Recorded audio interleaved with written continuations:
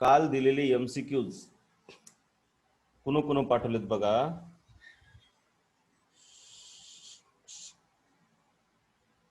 अंजली शिवपूजेने पाठवलेत, खूप छान. पण बेटा अंजली एक काम चुकलं, मी म्हणलं ना मला PDF पाठवायची, PDF. अंजली मी काय म्हटलंय, PDF पाठवा मला, PDF. PDF कशी पाठवायची ते पण सांगितले का नाही तुम्हाला बाळांनो? How to. जर अंजली PDF काढता येते का तुला? काढता येते ना? नसेल काढता तर मला सांग, कारण मी तसा व्हिडिओ पाठवला होता मागे एक वेळेस. खूप छान अंजलीनं पाठवलेला आहे. त्याच्यानंतर जयश्रीनं पाठवलेला आहे. त्याच्यानंतर बेटा नाव नाही टाकलं. पुन्हा हिनं पण बघा फोटो पाठवले. मी किती वेळेस सांगितलं फोटो नका पाठवू रे बाळांनो. खूप छान MCQ काढले, पण नाव पण नाही टाकलं तिनं. Trophic levels are formed by. पुन्हा तुला क्वेश्चन नंबर 1 2 3 टाकायचा. तू नाव पण नाही टाकलं बेटा. अक्षर चांगला आहे. In a food chain of grassland ecosystem the top consumers. जरा तू तुझं नाव नाही टाकलं बेटा. जरा सांगते का, सांगतो का किंवा सांगते का तुझं नाव मला कळलं नाही. आणि MCQ फक्त 10च टाकायचे सर्वांनी. त्याच्यापेक्षा जास्त टाकलं तर चांगलीच गोष्ट आहे, पण कमीत कमी 10 नक्कीच टाकायचे. त्याच्यानंतर कुणा पाठवले बघा मला, श्रद्धानं पाठवलंय. खूप छान, खूप छान. श्रद्धानं पण पाठवलंय.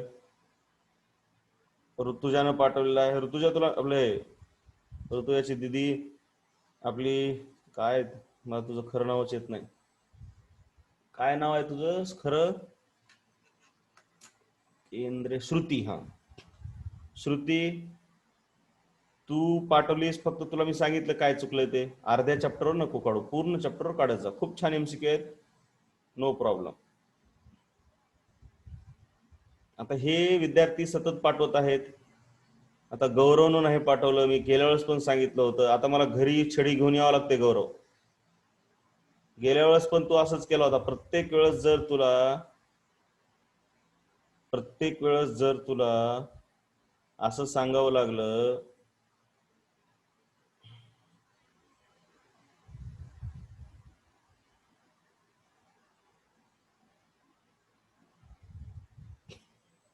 पुन्हा अथर्वनं नाही पाठवलं. हा नीलाक्षी तू पाठवलंय.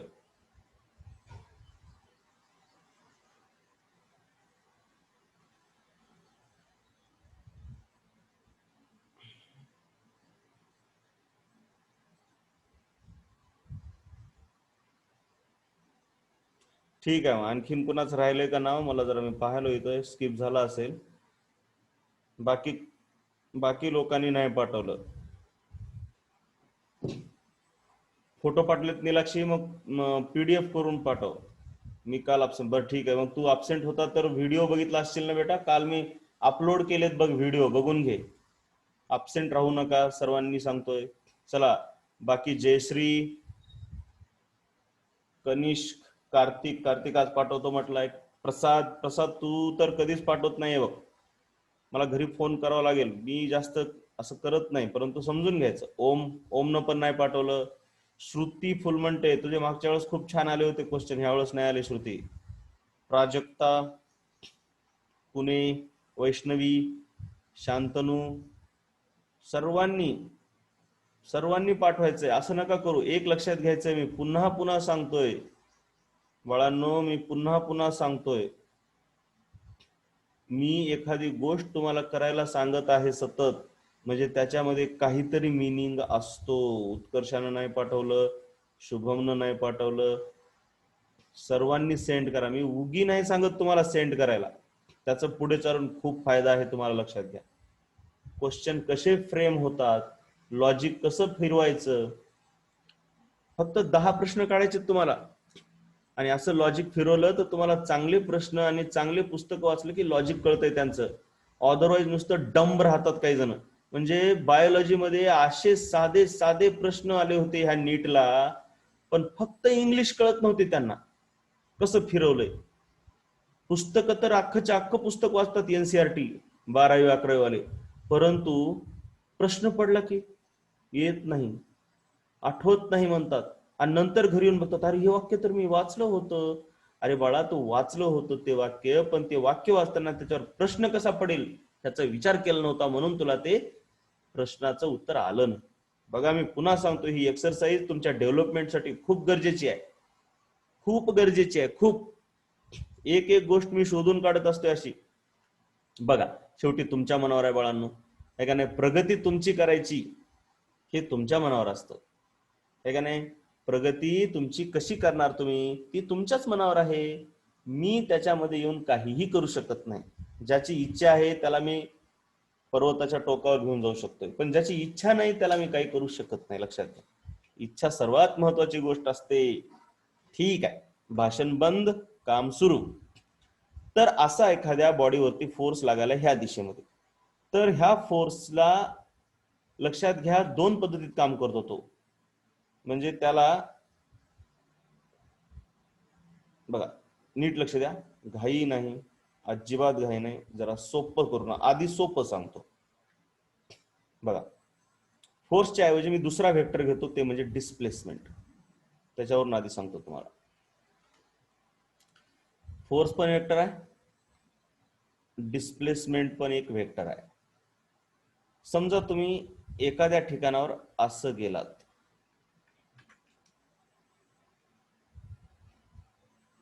त्याच्यानंतर तुम्ही असं गेलात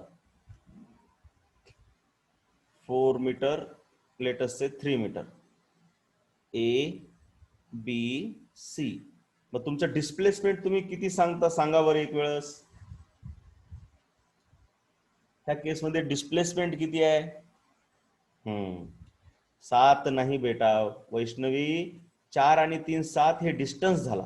डिस्प्लेसमेंट हे आहे बघा, हे डिस्प्लेसमेंट आहे, हे आहे डिस्प्लेसमेंट. ठीक आहे ना. हे जे ब्लू कलर मध्ये काढलेलं आहे, स्काय ब्लू कलर मध्ये, ते डिस्प्लेसमेंट आहे. आणि ते पायथागोरस थेरम जर काढलं तर 5 मीटर येते. मग तुम्हाला हे माहित असेल, तुमचं दोन डिस्प्लेसमेंट आहेत, A B plus B C. Distance करायचं झालं, नीट लक्ष द्या, डिस्टन्सच्या बाबतीत तुम्ही कसं करता, total distance is equal to A B plus B C is equal to 4 plus 3 is equal to 7 metre. हे कळलं का? येस और नो पाठवा पटकन.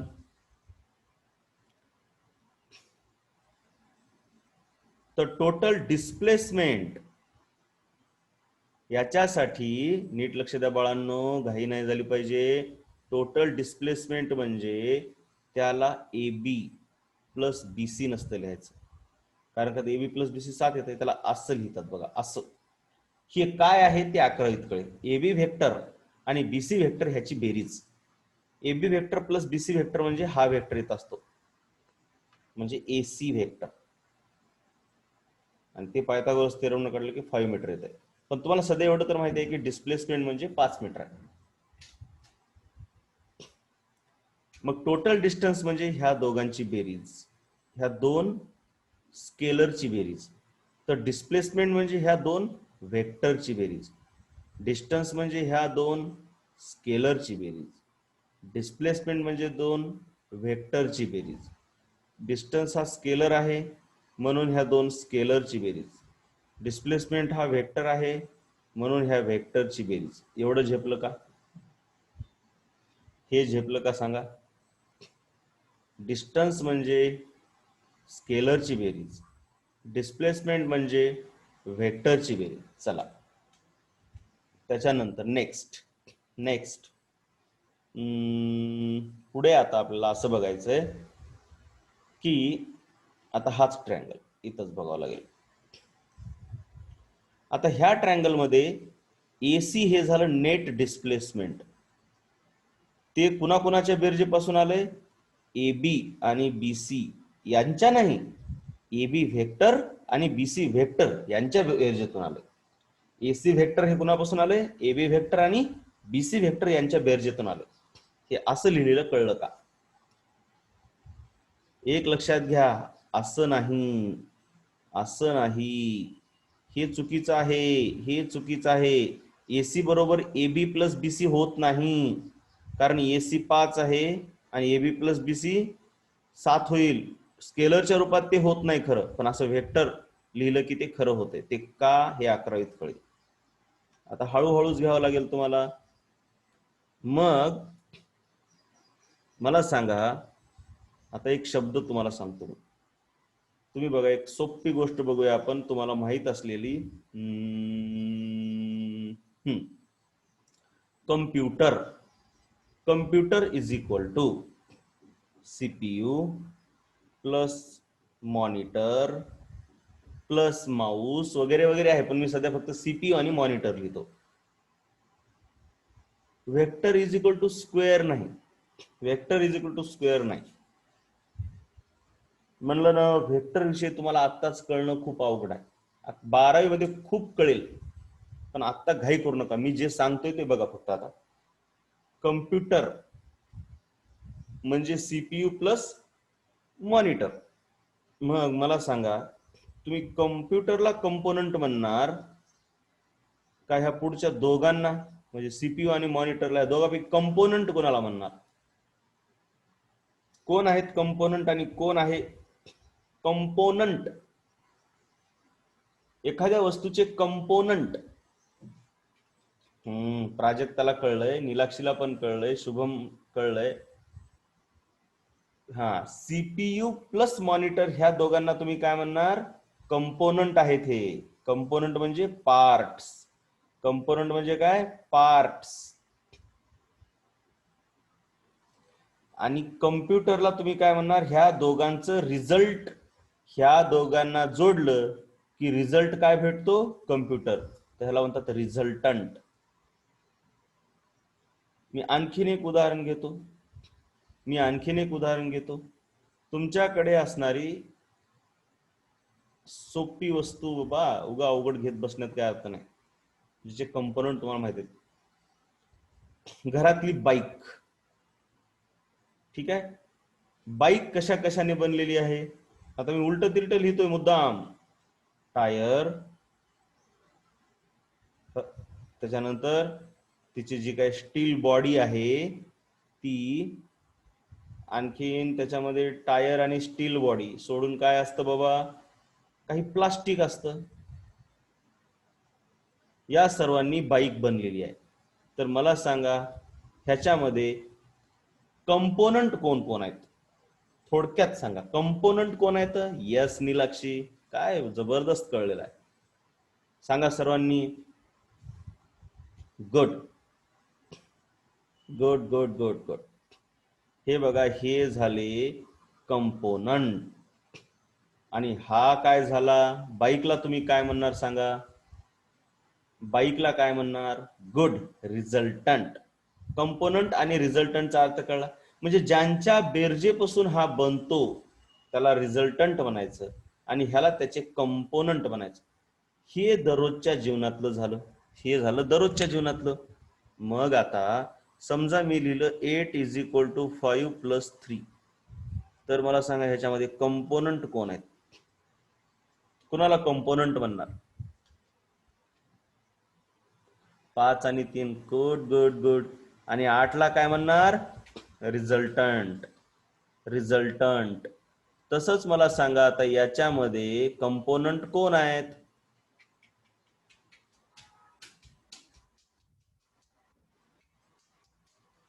गुड. ए बी आणि बी सी कंपोनंट आहेत. आणि हा काय आहे? एसी म्हणजे काय आहे सांगा? रिझल्टंट. रिझल्टंट. राईट. मग आता जर सध्या तर तुम्ही एवढंच विचार करा की जो कोणता व्हेक्टर असतो, बघा आता मी काय केलं, अगोदर कंपोनंट लिहिले आणि मग त्यांचा रिझल्टंट काढला. त्याच्याऐवजी मी असंही करू शकतोय का नाही? त्याच्याऐवजी मी काय करू शकतोय बघा, इथं जरा साफसफाई करूया आपण थोडीशी. त्याच्याऐवजी मी काय करू शकलो असतो, अगोदर जसं मी, बघा बाळांनो बघा, जसं मी 5 प्लस 3 इज इक्वल टू 8 लिहू शकतोय, तसंच मी 8 आधी लिहिणार आणि बाळांनो ह्याला काय लिहिता येतं रे? 5 प्लस 3 असे म्हणू शकतोय का नाही? तसं मी अगोदर AB आणि BC लिहिलो आणि मग AC काढलो. त्याच्याऐवजी मी काय करू शकतो बघा, त्याच्याऐवजी मी अगोदर AC काढतो. असा AC अगोदर काढला फॉर एक्झाम्पल, आणि नंतर मी ह्याचे कंपोनंट, मी म्हणलं ही AC आहे ना, म्हणजे A कडून C कडे मी असा गेलो.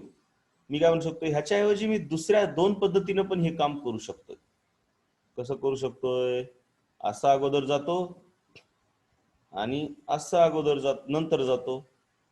म्हणजे अगोदर रिझल्टंट काढला आणि मग त्याचे नंतर दोन कंपोनंट काढता येतात का नाही एवढंच सांगा. काढता येतात का नाही सांगा, सांगा बरं, सांगा बरं, येस और नो. येस. म्हणजे मला काय म्हणायचंय, मला काय म्हणायचंय, कंपोनंट काढून त्याच्यावरून रिझल्टंट ड्रॉ करता येतो, च्या ऐवजी रिझल्टंट ड्रॉ करून कंपोनंट पण ड्रॉ करता येतात. हे समजलं का रे, हे कळलं पाहिजे. कसं असतं फिजिक्स माहिती आहे ना, त्याला झटके जमत नाही, त्याला हळूसच जावं लागतं, घाई नाहीच, अजिबात घाई जमत नाही. कंपोनंट आणि रिझल्टंटची फंडा तुम्हाला कळला. आता तसा विचार केल्यावर एखाद्या, जसं की 8ला काही कंपोनंट 5 आणि 3 दोनच आहेत का रे, असं काही नाही. 8ला आणखीन कंपोनंट आहेत, तुम्ही ह्याला 2+2+4 असंही लिहू शकता, म्हणजे 3 कंपोनंटच्या स्वरूपात पण लिहिता येते. 8ला तुम्हाला आणखीन काय बाबा, आणखीन काय, यस 4+4 ह्या वेगळ्या 2 कंपोनंटच्या स्वरूपात पण लिहिता येते. 8ला तुम्हाला 6+0.5 प्लस 0.3 प्लस 0.2 प्लस 1 असंही लिहिता येते. इथपर्यंत कळलं का रे? म्हणजे एका आकड्याचे दोनच नाही, हा शुभम व्हेरी गुड, एका आकड्याचे दोनच नाही तर असे कित्येक कंपोनंट पाडता येतात. मग तसंच एका व्हेक्टरचे दोनच नाही तर असे कित्येक कंपोनंट पाडता येतात. फॉर एक्झाम्पल आता ह्याच्यासाठीच आपण बघूया, याच्यासाठीच आपण बघूया. हे बघा बरं, हे बघा बरं, AC समजा असा आहे, तर मी काय म्हणू शकतोय बाबांनो, ही AC आहे ना, ह्याला मी दोन कंपोनंटच्या स्वरूपात नाही, मला ए पासून सी कडे जायचंय, त्याचा त्याचा हा हे एक मार्ग झाला ABBC. पण आता मला सांगा, मी जर असं गेलो, अगोदर अगोदर समजा मी इकडं आलो, त्याच्यानंतर मी इकडं आलो, त्याच्यानंतर मी इथं गेलो आणि मग इथं गेलो, मग हे AB किंवा APQR, तर मी इथं असं लिहू शकतोय का रे, ए पासून सी पर्यंत जाणं म्हणजे काहीच नसून ए पासून पी कडे जाणं, मग पी पासून क्यू कडे जाणं, क्यू पासून आर कडे जाणं, आर कडून सी कडे जाणं. म्हणजे असं लिहितोय बघा, ए कडून पी कडे, पी कडून क्यू कडे, क्यू कडून आर कडे. अबाबा काय कन्सेप्च्युअल गोष्ट सुरू झाली, आर पासून सी कडे. असं लिहिता येते का रे बोरांनो, बोला रे बोला, हा लिहिता येते ना. म्हणजे AC इज इक्वल टू, जसं ह्या डायग्राम मधून आपण AB प्लस BC लिहिलं, तसंच असं पण लिहिता येते. म्हणजे AC ह्या वेक्टरला दोनच कंपोनंट आहेत असं काय म्हणायची गरज आहे का? नो. एखाद्या वेक्टरला दोन कंपोनंट असू शकतात किंवा दोन पेक्षा जास्त असू शकतात, पण आपल्याला 9वी मध्ये इनफायनाइट पण असू शकतात, गुड प्राजक्ता. पण आपल्याला 9th क्लासमध्ये फक्त दोन कंपोनंट पर्यंतच आपल्याला फोकस करायचा आहे, दोनच कंपोनंटवर फोकस करायचा आहे. ठीक आहे ना, एवढं कळलं का? कसं कसं आपण हळूहळू हळूहळू हळूहळू यालो वेक्टरच्या तुमच्या म्हणजे चॅप्टरच्या कामाला. ठीक आहे, हळूहळू यायचं हो, हळूहळू आलं की काय टेन्शन नसते बघा. तर ह्या व्हेक्टरला हे झाले दोन कंपोनंट. आता मी उलट जरा रंग घेतोय, हा एक कंपोनंट, हा एक कंपोनंट. आता हेच दोन कंपोनंट वेगवेगळे पण असू शकतात, जसं की 8ला 5 and 3 हे दोन कंपोनंट आहेत, त्याच्याऐवजी 2+6 हे पण दोन कंपोनंट आहेत, त्याच्याऐवजी 1+7 हे पण दोन कंपोनंट आहेत. म्हणजेच AC व्हेक्टरला हे दोन कंपोनंट तुम्हाला दिसायलेत, तर त्याच्याऐवजी मला सांगा AC व्हेक्टरला हे पण दोन कंपोनंट आहेत का नाही? यस और नो? हे पण नाही, हा यस और नो? त्याच्याऐवजी चला, त्याच्याऐवजी हे पण दोन कंपोनंट आहेत म्हणता येते का नाही? म्हणता येतं. म्हणजे आपण व्हेक्टर विषयी काय काय बघितलं जरा नीट लक्ष द्या. व्हेक्टरला कंपोनंट असतात, म्हणजे तो व्हेक्टर म्हणजे त्या दोघांच्या स्वरूपातच काम करतो. म्हणजे कंपोनंटचा अर्थ कळला का? एक तर तुम्ही एखाद्या ठिकाणी 8 लिहा किंवा 8च्या ऐवजी 5+3 लिहा, म्हणजे रिझल्टंटचं काम कंपोनंट करत असतात. म्हणजे एक तर तुम्ही रिझल्टंट लिहू शकता किंवा त्याच्या ऐवजी कंपोनंट पण लिहिलं तर जमतं, त्यालाच कंपोनंट म्हणतात. हे कंपोनंट 2 असू शकतात किंवा मेनी असू शकतात. हे दोन पण एकाच प्रकारचे नाही तर डिफरंट असू शकतात, वेगवेगळे असू शकतात, वेगवेगळा अँगल असू शकतो त्यांच्यामध्ये. पण आपल्याला ह्या दोन पैकी फक्त हेच ह्या क्लासमध्ये महत्वाचे आहेत. ह्यांच्यात एक विशेषता आहे बघा. ह्या दोन कंपोनंट मधला अँगल बघा, ह्या दोन कंपोनंट मधला अँगल बघा, आणि ह्या दोन कंपोनंट मधला अँगल बघा, हा 90 डिग्री आहे. कंपोनंट निगेटिव्ह असतात का नाही हे तुम्हाला आता कळणं अवघड आहे, त्यामुळे डोक्याला ताप घेऊ नका. असू शकतात पण ते आता कळत नाही, तुम्ही जरा ताप घेऊ नका. निगेटिव्ह असू शकतात म्हणजे असतात पण 11वीला कळेल, सध्या एवढं काही कामाचं नाही. म्हणजे मेनी कंपोनंट पैकी आपल्याला असे दोन कंपोनंट कामाचे आहेत जे की एकमेकाला परपेंडिक्युलर आहेत. इतकं कळलं का? 9वी मध्ये आपल्याला असे कंपोनंट कामाचे आहेत जे एकमेकाला परपेंडिक्युलर आहेत, आणि हे दोघं एकमेकाला परपेंडिक्युलर आहेत बघा. म्हणजे आपल्याला हे बाकीचे आता अभ्यास करायचा नाही त्यांचा एवढा जास्त, ह्यांच्याविषयी जास्त डिटेलमध्ये जायचे. म्हणजे हे AC आणि त्याचे हे दोन कंपोनंट, हे एक आणि हे एक, जे की एकमेकाला परपेंडिक्युलर आहेत, AB आणि BC, हे आपल्याला बघायचे. आणि असे कंपोनंट जे एकमेकाला परपेंडिक्युलर आहेत त्यांना रेक्टँग्युलर कंपोनंट्स असं म्हणतात. Rectangular components. रेक्टँग्युलर कंपोनंट कळले का रे बाळांनो? मग आता हे शब्द कळला का? रेक्टँग्युलर कंपोनंट हा शब्द कळला? ओके ओके, रेक्टँग्युलर कंपोनंट हा शब्द कळला. मग आपण आता थोडीशी मजा घेऊया. आता आपण थोडीशी मजा घेऊया. काय मजा घ्यायची बघा? काय मजा घ्यायची? आपण आपलं 9वीचं पुस्तक उघडायचं, हे का नाही? 9वीच्या पुस्तकामध्ये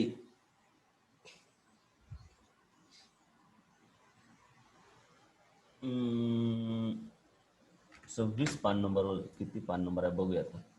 चल रे भोपळ्या टुन्नू टुन्नू, ओय बाबा चल की. हा काय आलं हे? चला आता 9वीच्या जर पुस्तकात बघितलं, डायरेक्ट वर्कचा फॉर्म्युला दिलाय बघा. Work is equal to force into displacement. मी तर आणखीन इथपर्यंत आलोच नाही. हो का, हे दिलं बघा, आलं का हे बघा, हे F let force F be applied. Force F1 be its component in the direction of displacement. हे कंपोनंट शब्द दिलाय. कंपोनंट म्हणजे काय हे तुम्हाला जर माहीतच नसेल तर हे वाक्य वाचलं की तुम्हाला वाटतंय फिजिक्स अवघड आहे, हे कुठून आलं, बंद करून ठेवून द्या. कळलंच नसतं हे काय आलं ते. 9th 9वीत कसं घेतलं बेटा? मी त्याचे फोटो काढले, माझ्याकडे ऑलरेडी हार्ड कॉपी आहे, त्याचे फोटो काढलेत मी, PDF मध्ये कन्वर्ट केले ते. मग तुमच्या लक्षात आलं का बघा? हे असं कंपोनंट डायरेक्ट शब्द देतात ते, आणि नेमकं कंपोनंट काय आहे हे तुम्हाला ह्याच्या आधी कधीच झालं नाही, मग त्यांनी सांगायला पाहिजे, म्हणून मला हे असं तुम्हाला डिटेलमध्ये सांगावं लागलं. आता पुन्हा नीट, घाई तर करायचीच नाही. रेक्टँग्युलर कंपोनंट म्हणजे असे दोन कंपोनंट जे एकमेकाला परपेंडिक्युलर आहेत. आता रेक्टँग्युलर कंपोनंट कसे कसे असतात बघा, ते पण वेगवेगळे असतात. जसं की अगोदर हे तर क्लिअर होऊया, आपलं हे तर क्लिअर करूया अगोदर. मी कसं करत जातो, ओय बाबा असंच. आता हा असं घेऊया आपण, ठीक आहे? जरा सोपं करूया. सोपं कसं? A कडून B कडे असं गेला, आणि बी कडून सी कडे असं गेलात. नका, तुम्हाला उलट केलं की तुमचं आणखीन डोकं पागल होतंय, ते लगेच लगेच नको. ऐशा ओय बाबा, ईशानी रे, 90 डिग्री 90 डिग्री, काय करावं ह्याला.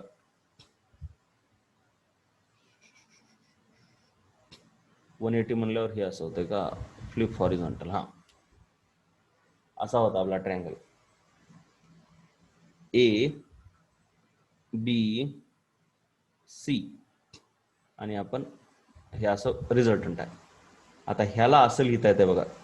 ह्याला मी काय करतो बघा, थोडस ऐसा करेंगे, टिंग टिंग टिंग टिंग टिंग, एक एक एक एक एक पॅरलोग्राम किंवा एक रेक्टँगल, तुम्ही सध्या रेक्टँगल म्हणा, पॅरलोग्राम नका, एक रेक्टँगल कंप्लीट करून घेऊया आपण ह्या ट्रायंगल पासून. मग मला सांगा, ह्याला मी जर डी म्हटलं तर ए बी बरोबर डी सी आहे का? येस और नो, एवढंच सांगा. येस. तसंच बी सी बरोबर एडी आहे का? मग मी समजा हे असा एक वेक्टर तयार केला, नीट लक्ष द्या. आपण एसी बरोबर काय लिहिलंय? एसी बरोबर ए बी, हे बार पाहिजे बरं काय, प्लस बी सी लिहिलंय. मग मला असं लिहिता येते का रे, ए बी प्लस बी सीच्या ऐवजी एडी, असं लिहिता येते का सांगा? ए बी प्लस एडी असं लिहिताय का? एवढंच सांगा. तुमचं बरोबर आहे शुभम, परंतु हे अगोदर सांगा, असं लिहिता येईल का नाही? नो म्हणतायत काही जण, यस म्हणतायत काही जण. का म्हणताय नो माहिती आहे का तुम्हाला? मी सांगतो ना का नो म्हणताय. बीसीच्या ठिकाणी एडी ठेवलं सर, पण एबीच्या ठिकाणी तुम्ही डीसी नाही ठेवलं, असंच वाटायलंय ना. आता निलाक्षी तसं नसतं, एक लक्षात घ्या. असं काही नाही की दोघांच्या ठिकाणी ठेवा, एकाच्या ठिकाणी ठेवता येते ना, काय प्रॉब्लेम आहे? एकाच्या ठिकाणी ठेवता येते का नाही? दोघांच्या ठिकाणी ठेवा, असं थोडंच आहे. मधली डायगोनल सोडून द्या हो, मी आता राईट सांगतो बघा. एसी म्हणजे तुम्हाला काय कळलं? ए बी प्लस बीसी, एवढं तर कळलं, एवढं तर पक्का आहे, एवढं तर पक्का आहे. दुसरं काय पक्का आहे आता? दुसरं तुम्हाला हे माहिती आहे, चला मी एबी ला काही मला बदलायचंच नाही ना, मला इच्छाच नाही एबी ला बदलायची, पण मला बीसी ला बदला वाटायले, कारण त्याचं पुढे काम आहे. बीसी बरोबर एडी, एवढं कळलं का? हे वेक्टर आणि हे वेक्टर सेम आहेत. हा, सेम आहेत, त्यांचं मॅग्निट्यूड आणि डायरेक्शन सेम आहे ना. मग मी फक्त काय केलं, बीसीच्या ठिकाणी एडी ठेवला तर काय फरक पडतो? मग मला ह्याच्या ठिकाणी नाही ठेवायचं. हो ठेवता येतं, ह्याच्या ठिकाणी डीसी ठेवता येते रे बाबा, पण मला ठेवायचं नाही. पण काय फरक पडतो का नाही ठेवलं म्हणून? कळलं का आता Nilakshi? So AC is equal to मला ए बी प्लस एडी असं लिहिता येते. मग आता इथून पुढे मला काय करायचंय, हे कशासाठी केलं बघा. आतापर्यंत मला काय करावं लागायचं, एसी हा वेक्टर काढावा लागायचा आणि त्याचे दोन कंपोनंट असा एक आणि असा एक काढावा लागायचा. बघा बरं, आता मी ए बी सी च्या ऐवजी नाव काय देतो बघा, सोपं नाव देतो बघा, आर ए बी, आणि इथं नाव देतो डी. म्हणजे हे आर काढलं मी, नाही रेक्टँगलच होतं की बेटा, काय झालं, हे रेक्टँगलच झाला की. हे थोडं मी तिरपट गेलंय, हे सरळ गेलं पाहिजे होतं असं, पण ते समजून घ्यायचं तुम्ही, रेक्टँगलच होणार ना, आणखीन काय होणार आहे बेटा, हे रेक्टँगलच आहे की. हे जर बघितलं तुम्ही, हे रेक्टँगल नाही का? Is this not a rectangle? रेक्टँगलच झालाय. मग मला अगोदर काय लिहावं लागायचे, दोन कंपोनंट ए आणि बी, पण आता मला काय व्हायलंय, बी ला काढून टाकायचंय, बोर व्हायलंय. सांगतो ना कसं पुढे चालून काम असते त्याचं. आर तर काढला मी, एक कंपोनंट मला हा काढायचा आहे, नो प्रॉब्लेम ए, पण बी मला इथं काढायला बोर व्हायलंय. मला जरा बरं पडतंय त्याच्याऐवजी जर मी इथं काढला तर, बी च्या ऐवजी डी काढला तर काही प्रॉब्लेम आहे का रे? कळलं का सांगा? मला आर ला असंही दोन प्रकारे लिहिता येते किंवा असंही काढता येते. यस, कारण पुढे चालून तुम्ही बघचाल हजारो प्रॉब्लेम आहेत 11वीच्या फिजिक्स मध्ये, ज्याच्यामध्ये कंपोनंट काढायचे असतात वेक्टरचे, आणि ते असा एक काढतात आणि असा एक काढतात, सोपं जाते बघा. हे आला, असा एक काढतात, असा एक काढतात. नाही, डेस्टिनेशन चेंज होणार नाही, तुम्ही टेन्शन घेऊ नका, ते आता तुम्हाला कळणार नाही. सध्या फक्त मॅथमॅटिकल लक्षात द्या, कळेल नंतर तुम्हाला, 11वीतच कळेल, ते आता नाही कळणार. तुम्हाला वाटेल डेस्टिनेशन चेंज झालं, तसं नाही, तसं नाही. आता वेक्टरच्या प्रॉपर्टीज असतात 1000 गोष्टी. सध्या एवढंच लक्षात घ्या, मला इथं एक कंपोनंट काढावा लागायचा, त्याच्याऐवजी मी आता इथं कंपोनंट काढणार आहे. विषय खतम, बाकी नाही. राईट? हे कळलं ना? चार्ट करायला खूप बोर होत आहे, आता काय करावं? दुसरा पर्याय आहे का आपल्याकडे? थोडक्यामध्ये करत जावा. थोडक्यात ए काहीतरी एस एम काहीतरी टाकायचं, उगं थोडं टाकायचं. हो, काय करावं आता? पर्याय नाही आहे का नाही? तुम्हालाच विचारल्याशिवाय पुढे गेलो तुम्हाला कळणार नाही. काय करणार? सहन करायचं आता सर्वांनी मिळून. मला पण पुढे तुम्ही नाही, कम्प्युटरला बोलण्यापेक्षा तुम्ही जर पुढे असला असतात तर मजा आली असती का नाही जास्त. पण काय करा, क्वेश्चन विचारायचा आहे, मग त्याला पर्यायच नाही बेटा. क्वेश्चन चॅटवर तुम्हाला विचारावंच लागतो असं काहीतरी करून. नसेल तर मग मोठा असेल तर व्हॉट्सअप वरती, नसेल तर व्हॉट्सअप वरती तुम्हाला रेकॉर्ड करून पाठवावं लागेल, मोठा क्वेश्चन असल्यावर. कारण मोठा क्वेश्चन असल्यावर आपण इथं वेळ घालण्यापेक्षा तुझं तू पाठव ना मला, तिथं बोलतो मी. तर बघा, मग आता एखाद्या व्हेक्टरचे जे कंपोनंट आहेत ते, मी कोणताही व्हेक्टर असेल, आता आरच असावा असं काही नाही, त्याचे कंपोनंट आता इथून पुढे मी असं एक पाडणार आणि त्याला परपेंडिक्युलर कंपोनंट असा न काढता असा काढणार. समजा हा व्हेक्टर आहे यम, आरच असावा असं काही नाही, यम. एक कंपोनंट असा, दुसरा असा नाही काढायचा आपल्याला. असाही असतो पण असा नाही काढायचा आपल्याला. आपल्याला परपेंडिक्युलरच काढायचा आहे, कारण आपण रेक्टँग्युलर कंपोनंटच पाहत आहोत. असा पी व्हेक्टर, त्याचा एक कंपोनंट, हा दुसरा कंपोनंट. एफ व्हेक्टर, त्याचा हा कंपोनंट, हा दुसरा कंपोनंट. कळलं का सांगा? संडेला एक्झाम मॅथची असणार ना यावेळेस, हे कळलं? ओके. मग आता तुमच्या लक्षात येत असेल, बघा जरा, असं जर तुम्ही एक्स आणि वाय ऍक्सिस काढला तर हा एक्स ऍक्सिस आहे आणि हा वाय ऍक्सिस आहे. तर सहसा याला एक्स ऍक्सिसच्या अलाउनचा कंपोनंट आला, या वाय ऍक्सिसच्या अलाउनचा कंपोनंट म्हणतात. तर ह्याला एक्स कंपोनंट म्हणतात, याला वाय कंपोनंट म्हणतात. Y component, x component, Y component, x component, Y component. मग कोणता तरी फोर्स काढला असा, त्याचा हा एक्स कंपोनंट, हा त्याचा वाय कंपोनंट. आता आणखीन एक गोष्ट, हा जो व्हेक्टर होता आर, त्याचा हा एक कंपोनंट आणि हा एक कंपोनंट होता. समजा जर मी इथं अँगल घेतला थिटा, तर हा हायपोटेनियस म्हणून काम करतो, ही ऍडजस्टंट साइड म्हणून काम करते, ही अपोजिट साइड म्हणून काम करते. यस और नो? झेड पण असतो, आताच तुम्हाला नाही, 11वी मध्ये आहे का नाही. एवढ्या लवकर तुम्हाला 3 कंपोनंट म्हटल्यावर तुमचं डोकं पागल होऊ शकतं. मग मी त्याच्याऐवजी हा जो